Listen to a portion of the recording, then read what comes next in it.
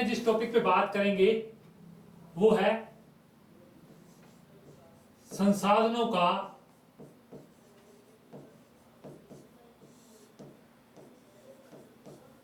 वर्गीकरण।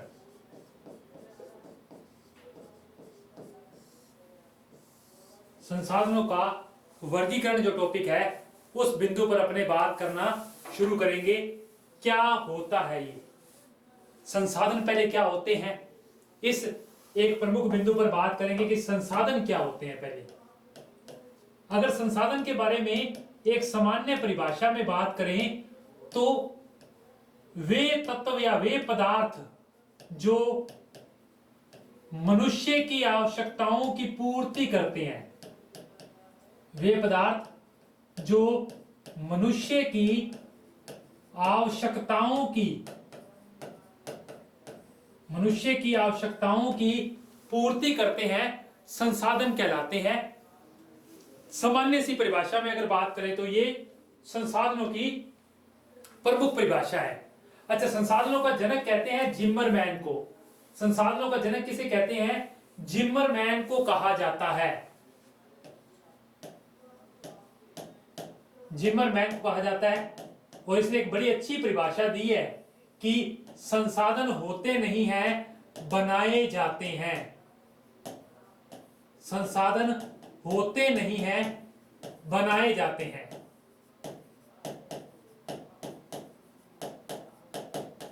संसाधन होते नहीं हैं, बनाए जाते हैं। तो मनुष्य की आवश्यकताओं की पूर्ति करने वाले पदार्थ जो हैं वो सामान्य तौर पर संसाधन या रिसोर्सेज कहलाते हैं। और संसाधनों की कुछ खास विशेषताएं हैं। संसाधनों की कुछ खास, कुछ और भी अच्छी अच्छी बातें हैं, वो अपने ध्यान रखेंगे।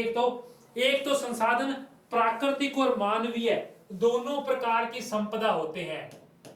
संसाधन प्राकृतिक और मानवीय दोनों प्रकार की संपदा होते हैं। नेचुरल भी होते हैं और ह्यूमन भी होते हैं। प्राकृतिक और मानवीय दोनों प्रकार के संपदा होते हैं जो मनुष्य की आवश्यकताओं की पूर्ति करते हैं, संसाधन या रिसोर्सेज कहलाते हैं। ये अपने ध्यान रखेंगे। एक तो संसाधन अंग्रेजी भाषा के रिसोर्सेज से मिलकर बना है।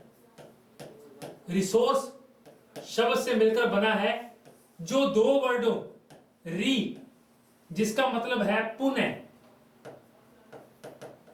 पुनः, और सोर्स जिसका मतलब है उपयोग या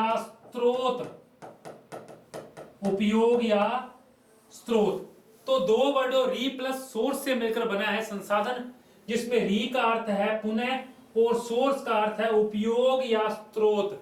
अर्थात जिन वस्तुओं का पुनः उपयोग किया जा सके या चक्रीय उपयोग किया जा सके, वे वस्तुएं संसाधन कहलाती हैं। कई बार री की जगह दीर्घ भी लिखा होता है, दीर्घ उपयोग। तो वे वस्तुएं जो पुनः प्रयोग में या चक्रीय में आ सके वो क्या कहलाती हैं? संसाधन कहलाती हैं। संसाधन विजिबल और इनविजिबल दोनों रूपों में मिलते हैं। आप दृश्यगत और अदृश्यगत भी दे सकते हैं। वायु हमारे लिए एक अदृश्यगत संसाधन है। भूमि, पठार, खनिज, ये सब एक दृश्यगत संसाधन है। तो मनुष्य की आवश्यकताओं की पूर्ति करने वाले जो पदार्थ हैं वो संसाधन कहलाते हैं। संसाधनों के बारे में एक और अच्छी बात वो ये कि कोई वस्तु कब संसाधन बनती है, कोई वस्तु कब संसाधन बनती है, ये बातें। एक बात, जब भी संसाधन जो है वो आवश्यकताओं की पूर्ति करते हो। कोई वस्तु संसाधन कब बनती है? जब वो किसी की आवश्यकताओं की क्या करती हो? पूर्ति करती हो। दूसरी बात, उस वस्तु का उपयोग संभव हो, उस वस्तु का उपयोग संभव हो। अर्थात वो वस्तु ऐसे ना हो जो किसी के उपयोग में ना आए। तो पहली बात, किसी की आवश्यकताओं की पूर्ति करती हो, उसका उपयोग संभव हो, तीसरा, आवश्यकताओं को आप उद्देश्य भी लिख सकते हैं, उद्देश्यों की पूर्ति करती हो। जब इसे परिवर्तित किया जाए, जब इसे परिवर्तित किया जाए, परिवर्तित या रूपांतरित किया जाए, तो इससे बना हुआ पदार्थ अधिक मूल्यवान होगा। इससे बना हुआ पदार्थ अधिक मूल्यवान होगा। ये एक और विशेषता है संसाधन की। अगली बात, एक और अच्छी बात, इसको उपयोग करने के लिए, संसाधनों को उपयोग करने के लिए मानवीय संसाधन भी होने चाहिए। इसको उपयोग करने के लिए मानवीय संसाधन भी होने चाहिए जो इसे उपयोग कर सके। ये भी बात अपने ध्यान रखेंगे। और संसाधनों का सतत पोषणीय विकास, संसाधनों का सतत पोषणीय विकास करने के लिए पूंजी उपलब्ध होनी चाहिए। पूंजी उपलब्ध होनी चाहिए। कोई वस्तु संसाधन कब बनती है? जब उसमें ये 5 आवश्यकताओं की पूर्ति हो रही है। पहली बात दोबारा से रिपीट कर रहा हूं मैं कि पहली बात तो ये कि वो किसी उद्देश्य या आवश्यकताओं की पूर्ति करती हो, उस वस्तु का कोई उपयोग होना चाहिए। जब उसे किसी अन्य वस्तु में रूपांतरित किया जाए तो उससे बना हुआ जो पदार्थ है वो अधिक मूल्यवान हो, इसको यूज करने वाले लोग भी हो। जब तक हम नहीं है, हमारे लिए कोई वस्तु कैसे आवश्यकता, कोई वस्तु हमारे लिए उपलब्ध ही नहीं है। मान लो कि ये वस्तु कोई उपयोग है परंतु उसको यूज करने के लिए हम मानव नहीं है, तो वस्तु संसाधन नहीं है। तीसरी, पांचवी बात, सतत पोषणीय विकास या पूंजी उपलब्ध होनी चाहिए उसके उपयोग के लिए। ये 5 थिंग्स या 5 बातें जो है वो किसी वस्तु को संसाधन बनाती हैं। दोबारा से एक बार रिपीट कर रहा हूं, संसाधनों के अंदर ध्यान रखेंगे अपने, क्या ध्यान रखेंगे? एक तो कि ये संसाधन क्या होते हैं जो किसी मनुष्य की आवश्यकताओं की पूर्ति करें, और जिमरमैन को संसाधनों का जनक कहते हैं। उसने परिभाषा दी है, संसाधन होते नहीं है, बनाए जाते हैं। ये प्राकृतिक और मानवीय दोनों प्रकार की संपदा होते हैं और इनका पुनः या चक्रीय उपयोग हो सकता है। अंग्रेजी के रिसोर्स शब्द से लिए गए हैं जो 2 वर्डों से मिलकर बना है, री प्लस सोर्सेज। पुनः या दीर्घ या उपयोग या स्रोत जो है, पुनः उपयोग, पुनः स्रोत या चक्रीय उपयोग जो है वो संसाधन कहलाते हैं। ये 2 चीजें एक तो अपने ध्यान रखेंगे भाई। चलिए आगे अपने बात करते हैं संसाधनों के प्रमुख जो संकल्पनाएं हैं उनके ऊपर। संसाधनों की प्रमुख संकल्पनाएं हैं उनके ऊपर। तो संसाधनों की हाइपोथेसिस क्या है?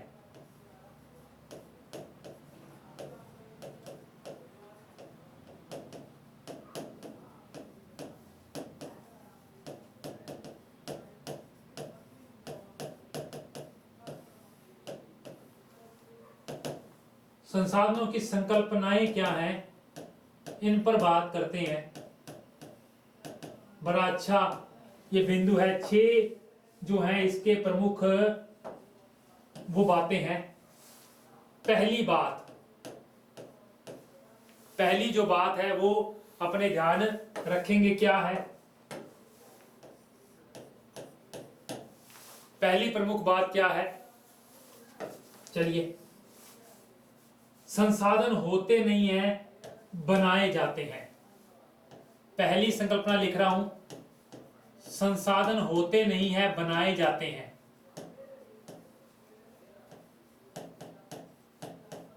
संसाधन होते नहीं है,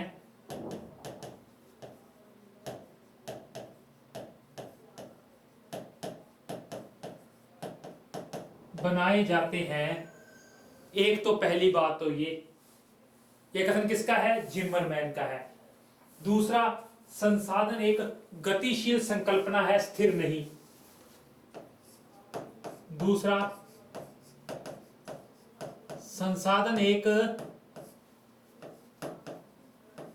गतिशील संकल्पना है, यानी एक मोशन हाइपोथेसिस है, कभी भी स्थिर नहीं रहते।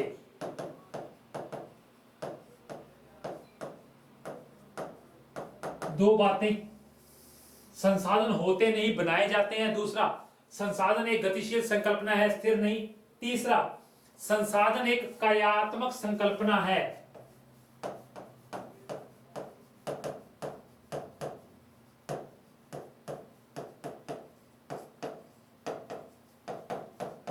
संसाधन एक कार्यात्मक संकल्पना है। चौथी बात, संसाधन हमेशा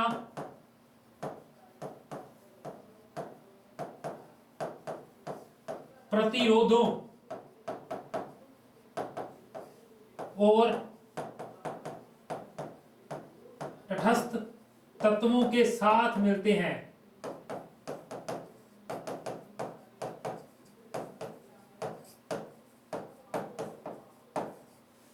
पांचवी बात,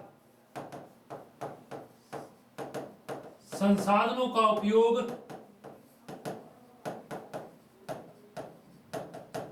मानव के जीवन स्तर पर निर्भर करता है।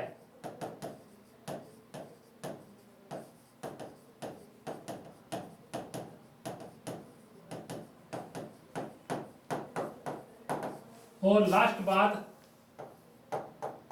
संसाधनों के संरक्षण की संकल्पना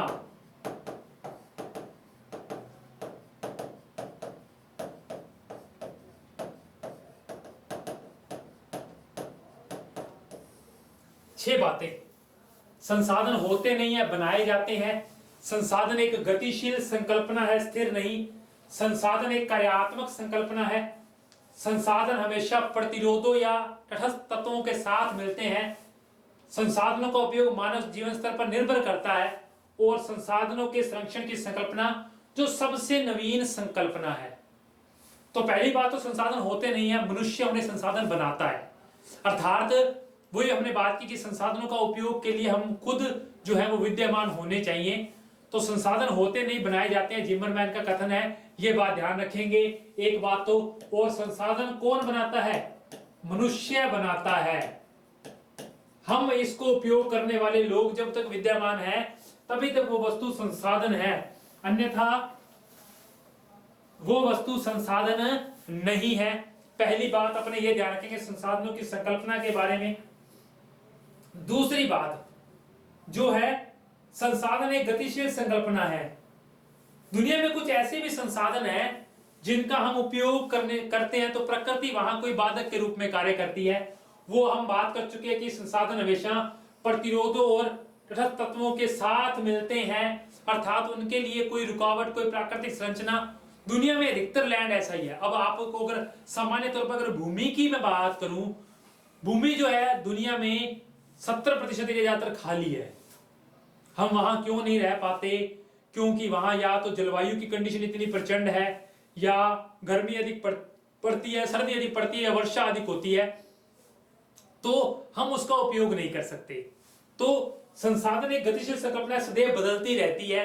वहां आने वाले समय में कुछ संभावनाएं हमें दिख सकती हैं। ये सब चीजें, संसाधन एक कार्यात्मक संकल्पना है। सामान्य सी परिभाषा, संसाधन जो है कार्य के रूप में भी देखे जाते हैं। ठीक है, जैसे भूगर्भ में जो पेट्रोलियम और कोयला स्थित है, जब तक हम उसका दोहन नहीं करेंगे, हम उस पर कार्य नहीं करेंगे बाहर निकालने के लिए, तब तक वो हमारे योग्य नहीं है। उसके बाद में संसाधनों का उपयोग मानव के जीवन स्तर पर निर्भर करता है। सामान्य बड़ी अच्छी बात है ये। जिन देशों, जो देश विकसित अवस्था में, आप अफ्रीका महाद्वीप को देखेंगे, वहां संसाधनों की प्रचुरता है, परंतु उसके पास टेक्निक अच्छी नहीं है, तो वहां जो है उनका जीवन स्तर भी मतलब निम्न स्तर का है। हम जैसे विकासशील देश जो संसाधनों के पूर्ण उपयोग पर चल रहे हैं। आप अमेरिका यूएसए को देखेंगे, अमेरिका को या यूएसए को या रशिया को या यूरोप वासियों को, उस संसाधनों के पूर्ण उपयोग पर उनका जीवन स्तर भी हमसे अच्छा है। तो संसाधनों का जो उपयोग है वो मानव के जीवन स्तर पर निर्भर करता है। और सबसे अंत में, संसाधनों के संरक्षण की संकल्पना ऐसा न हो कि हम आने वाली पीढ़ी के लिए कुछ छोड़कर ना जाएं। दुनिया में कुछ खनिज ऐसे हैं मान लो खत्म हो जाएं, अब हम लोहे का दोहन कर रहे हैं, आने वाले समय में क्या पता लोहा खत्म हो जाए, आने वाली पीढ़ियां उसको ना देख पाए। तो इसके लिए संसाधनों का संरक्षण, इसको संसाधनों का पूर्ण उपयोग भी कहते हैं, अर्थात वेस्टेज ना करें हम, पूर्ण जो है सही जितना हमें चाहिए उतना ही दोहन किया जाए, संसाधनों का अधिक मात्रा में संसाधन ना उपयोग में लाए जाएं, यानी आने वाली जो भावी पीढ़ी है वो भी उन संसाधनों को देख सके। तो ये 6 प्रमुख संकल्पनाएं हैं संसाधनों की। जबकि वो संसाधन, कौन सी वस्तु संसाधन बनती है, किस चीजों से बनती है, वो ये बातें थी 5। तो 2 चीजें क्लियर हो रही हैं। एक तो संसाधन का अर्थ क्या हो गया, संसाधन कौन सी चीज बनती है, और संसाधनों की संकल्पनाएं क्या थी। आगे बात करेंगे संसाधनों के प्रकारों की। संसाधन के क्या क्या प्रकार हैं, क्या क्या वर्गीकरण है संसाधनों का, उस पर बात करते हैं। किस प्रकार का संसाधन दुनिया में पाए जाते हैं, तो थोड़ा डीप बात करेंगे, क्वेश्चन अच्छा आता है इसमें से।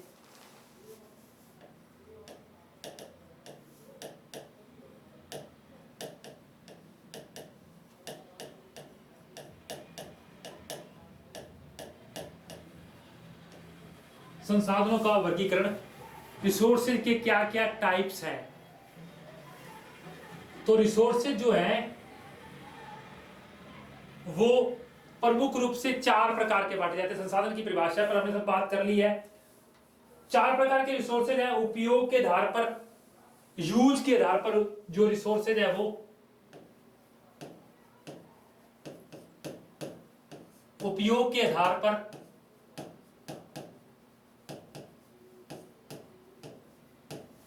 दूसरे संसाधन है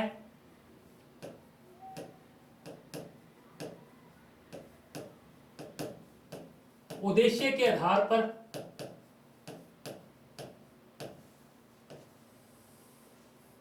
तीसरे संसाधन है उत्पत्ति के आधार पर, ओरिजिन बेस,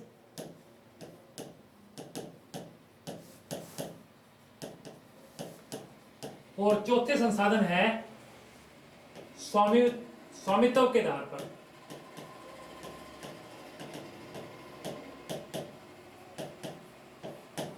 ये 4 प्रकार के संसाधनों के प्रकार हमें देखने को मिलते हैं। उपयोग, उद्देश्य, उसके बाद में उत्पत्ति और स्वामित्व के आधार पर। उपयोग के आधार पर संसाधनों के 3 प्रकार हैं। उपयोग के आधार पर संसाधनों के 3 प्रकार हैं। पहला है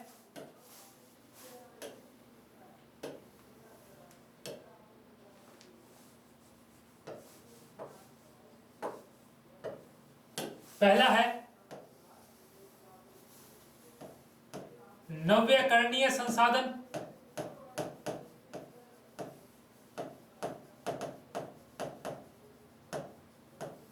दूसरे हैं अनव्यकरणीय संसाधन।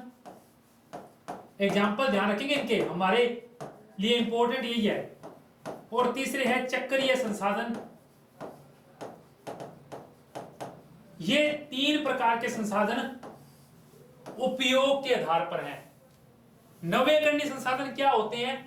वे संसाधन जिनको पुनः उत्पादित किया जा सकता है, इन्हें असमाप्य संसाधन भी कहते हैं। मेन बात, असमाप्य संसाधन भी कहते हैं, जिन्हें पुनः प्रयोग में लाया जा सकता है।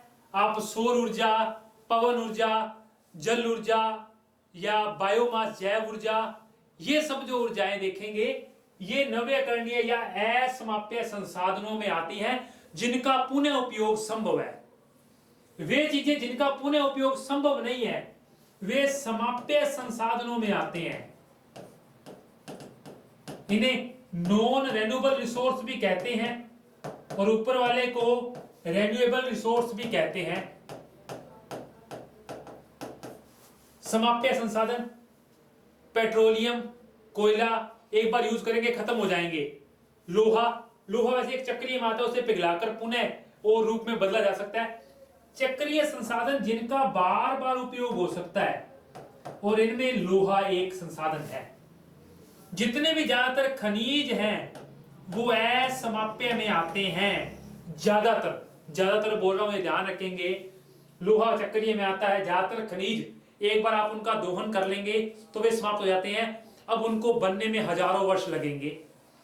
जिन्हें पुनः उत्पादित किया जा सकता है, नवीकरणीय रिन्यूएबल रिसोर्स असमाप्य होते हैं। सूर्य ने रोज उगना है, रोज छिपना है, रोज आना है, तो वो जो है उनसे जो बनने वाली ऊर्जा है वो रोज प्रभावी रहती है। पवन ऊर्जा, पवन चलती रहती है, तो वो नवीकरणीय संसाधनों में आते हैं। और एग्जांपल आप इसमें नोट कर सकते हैं नवीकरणीयों में सौर ऊर्जा, पवन, जल, मृदा, कृषि उपजें।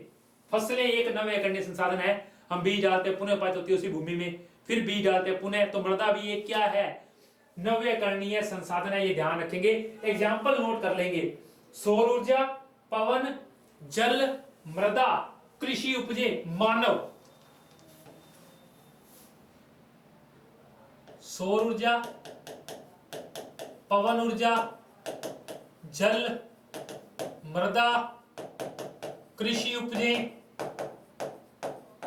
मानव, ये सब जो है नवीकरणीय। खनिज अनवीकरणीय है और चक्रीय मैंने आपको बताया लोहा। अब बात करते हैं उत्पत्ति के आधार पर संसाधनों की। तो दो प्रकार के होते हैं। सामान्य तौर पर बात करूं तो इसके दो प्रकार देखने को मिलते हैं। एक है जैविक संसाधन, बायोटिक रिसोर्सेज, और एक है अजैविक संसाधन, अबायोटिक रिसोर्सेज।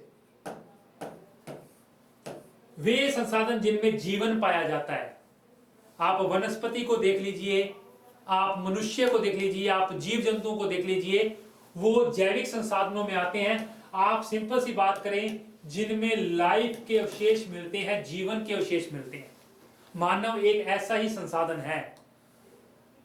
दो ऐसे अजैविक खनिज, जो ज्यादातर जो खनिज है वो अजैविक संसाधन होते हैं, इनमें जीवन का कोई अवशेष नहीं मिलता। परंतु कोयला और पेट्रोलियम एक ऐसे संसाधन है जो जैविक संसाधन है। हम बचपन से पढ़ते आए हैं कि बहुत सी वनस्पतियों के दबने से उसमें ताप और दाब की प्रक्रिया से वो किस में परिवर्तित हो गया, कोयले में। और वनस्पति ये क्या है, जैविक संसाधन है। पेट्रोलियम भी ऐसे ही है। बहुत से जीवों के दबने के बाद उनके शरीर का जो वसा या चर्बी जो भी है वो तेल में परिवर्तित होगी, जो आप वर्तमान पेट्रोलियम के रूप में देखते हैं, वो भी एक जैविक संसाधन है। तो दो अपवाद यहां ध्यान रखेंगे और एक यहां ध्यान रखेंगे कि खनिज सामान्यतः अनवीकरणीय में आते हैं, परंतु लोहा चक्रीय में आता है, जबकि कोयला, पेट्रोलियम जैविक संसाधनों के अंदर आते हैं। इंपॉर्टेंट फैक्टर है ये। और हमसे जो क्वेश्चन आता है वो यही आता है, निम्न में से कौन सा संसाधन है या नहीं है, इस प्रकार का, ये ध्यान रखेंगे। दूसरे प्रकार के संसाधन है उद्देश्य के आधार पर, और इसमें तीन प्रकार के उद्देश्य सामान्य देखने को मिलते हैं। एक है ऊर्जा के, एक है खाद्य पदार्थ के, और एक है कच्चा माल के। ऊर्जा वर्तमान में एक उद्देश्य है, हमारे लिए एक आवश्यकता है। तो आप कोयला, पेट्रोलियम, प्राकृतिक गैस, जल विद्युत, वो ऊर्जा के अंदर आएंगे। खाद्य पदार्थ में जो पेड़ों से फल फ्रूट या जो भी मिलते हैं वो सब बातें।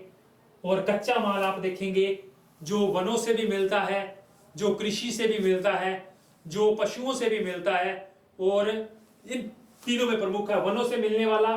औषधियों में आप देखेंगे हम ईंधन के लिए भी वनों की लकड़ी का प्रयोग करते हैं। फर्नीचर के लिए वो हमारे लिए एक उद्देश्य प्रकार का है। खनिजों से भी कच्चा माल मिलता है, लोह इस्पात उद्योग के लिए, एल्यूमिनियम उद्योग के लिए वो कच्चा माल है। वनों से चमड़ा जो उद्योग है उनको वनों से कच्चा माल प्राप्त होता है। ये सब जो चीजें हैं कच्चे माल आधारित भी आती हैं। दिया सलाई उद्योग के लिए भी वो एक कच्चा माल है, अलग से लकड़ी जो है वन जो आधारित है वनस्पति पे। ये सब स्वामित्व के आधार पर जो उद्योग है वो तीन प्रकार के होते हैं। एक अंतरराष्ट्रीय, जिन पर सभी का अधिकार है। अब मैं कह दूं नाइट्रोजन, ऑक्सीजन, आकाश, ऐसा तो नहीं है ना, आकाश हमारे लिए अलग है तो किसी देश और देश के व्यक्तियों के लिए अलग है। आकाश सबके लिए समान है। आप नाइट्रोजन, ऑक्सीजन की बात कर ले, ऐसा तो नहीं है भारत वालों को कम मिलेगी या अमेरिका वालों को ज्यादा मिलेगी। तो वो एक अंतरराष्ट्रीय रिसोर्सेज है, इंटरनेशनल टाइप का। वायु जो है वो इंटरनेशनल में आती है, ये सब चीजें। राष्ट्रीय वे संसाधन जो किसी देश में स्थित होते हैं। आप राष्ट्रीय उद्यानों को देखिए, आप अभयारण्यों को देखिए, आप किसी के सभ्यताओं को देखिए, उनके जो मंदिर के अवशेष हैं, किसी धर्म का स्थल देखिए, वो राष्ट्रीय संसाधनों में आते हैं। वो किसी की निजी संपत्ति का अधिकार नहीं है। हमारी खुद की भूमि जो है वो तीसरे प्रकार के संसाधन होते हैं, निजी संसाधन। हमारा खुद का मकान, हम खुद, हमारे हाथ पैर, वो एक निजी संसाधन है। मानव खुद के लिए एक निजी संसाधन है। तो स्वामित्व के आधार पर भी संसाधन तीन प्रकार के होते हैं, अंतरराष्ट्रीय, राष्ट्रीय और निजी। ये बातें अपने प्रमुख रूप से ध्यान रखेंगे। ये संसाधनों का सामान्य वर्गीकरण है। अब हमसे जो क्वेश्चन आता है वो एक और है। एक जिम्मरमैन ने भी संसाधनों का वर्गीकरण दिया, एक ओवेन ने भी संसाधनों का क्लासिफिकेशन दिया है। उन दोनों पर बात करते हैं। संसाधनों का वर्गीकरण दो और वैज्ञानिकों का, एक ओवेन का संसाधनों का वर्गीकरण और एक बात करेंगे जिम्मरमैन का संसाधनों का वर्गीकरण। हजारों बार क्वेश्चन आया इससे। जिम्मरमैन 4 संसाधन बताता है, एकल संसाधन, सामान्य संसाधन, सर्वसुलभ संसाधन। इनको सुमेलित करने वाला क्वेश्चन बहुत बार आता है। तो आज ओवेन और जिम्मरमैन के दो संसाधनों पर और बात करते हैं। ओवेन जो है वो दो प्रकार के संसाधन बताता है 1971 में, असमाप्य और समाप्य।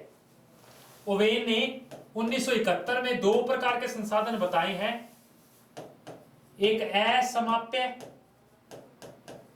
और एक समाप्य। कई बार पेपर में क्वेश्चन आता है परिवर्धनशील, परिवर्धनशील अर्थात जिन्हें पुनः बनाया जा सकता है, और समाप्य को बोलता है वो क्षयशील यानी समाप्त संसाधन। ये दो प्रकार के संसाधन ओवेन ने 1971 में बताए हैं। वही जो हम पढ़ते आए हैं, असमाप्य में सौर ऊर्जा, पवन ऊर्जा, ये सब चीजें। बात आती है जिम्मरमैन की, वो दो प्रकार के संसाधन बताता है। एक तो प्राप्ति के आधार पर,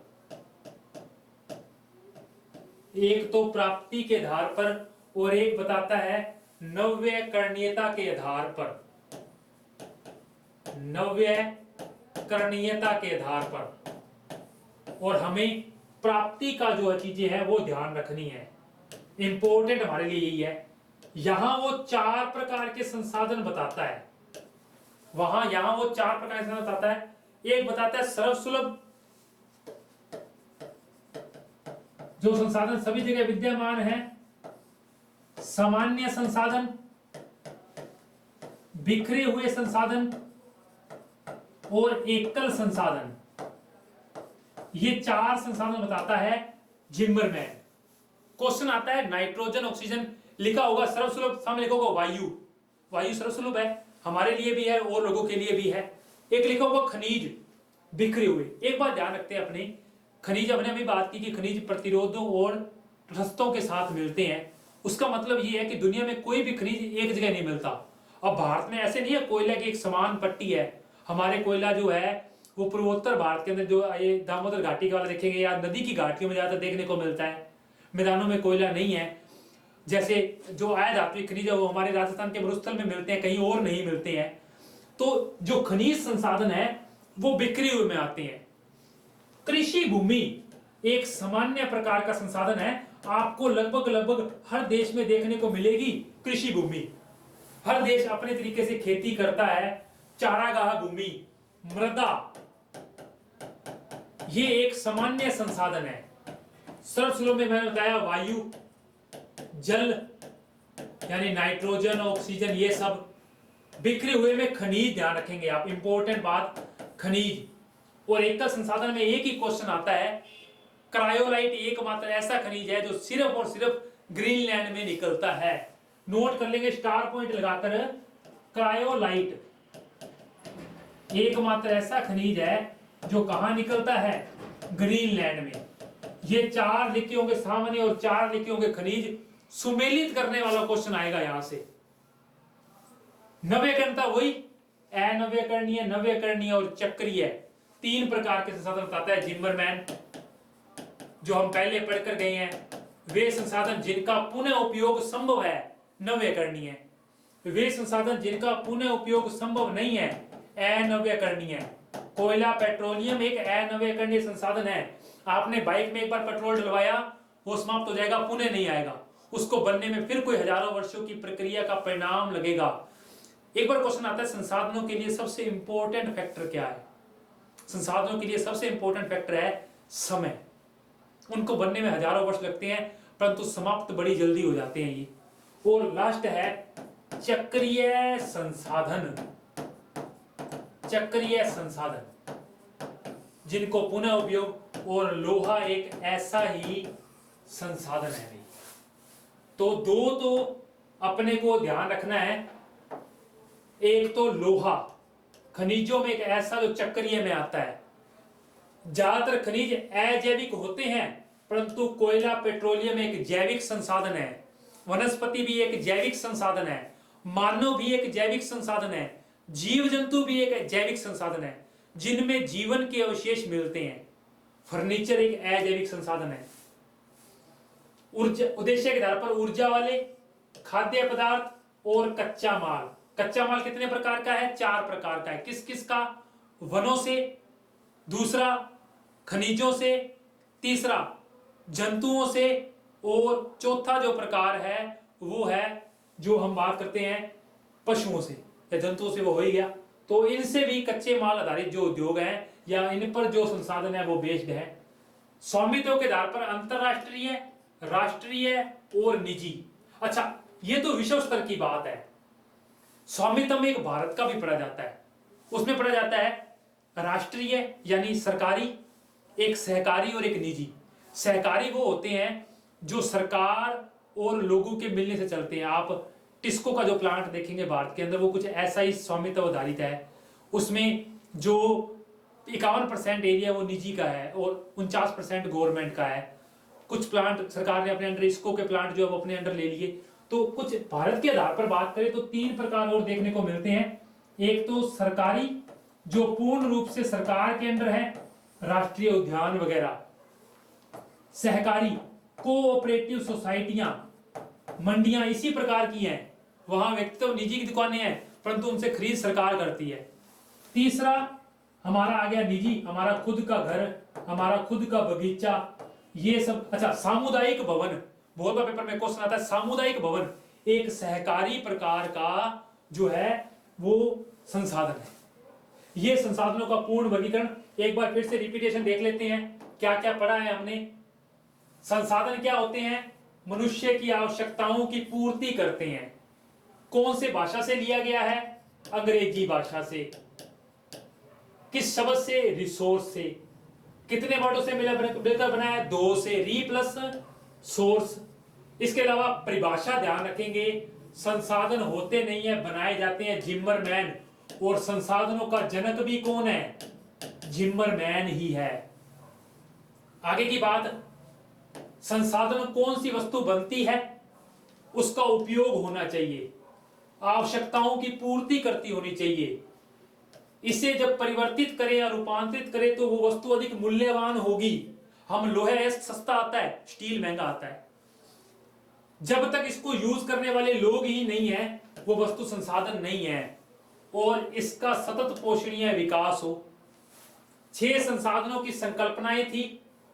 पहली जिम्मरमैन की, होते नहीं बनाए जाते हैं, गतिशील है, स्थिर नहीं, कार्य के आधार पर है, हमेशा रुकावट में संसाधन मिलेंगे, मानव का जीवन स्तर इस पर निर्भर करता है।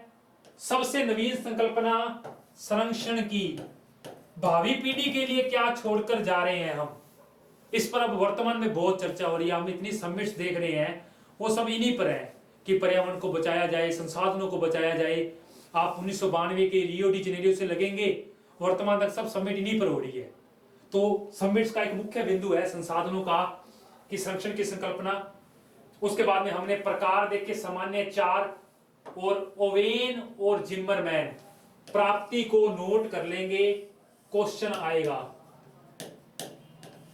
हर दूसरे तीसरे पेपर में रिपीट होता है यहां से क्वेश्चन।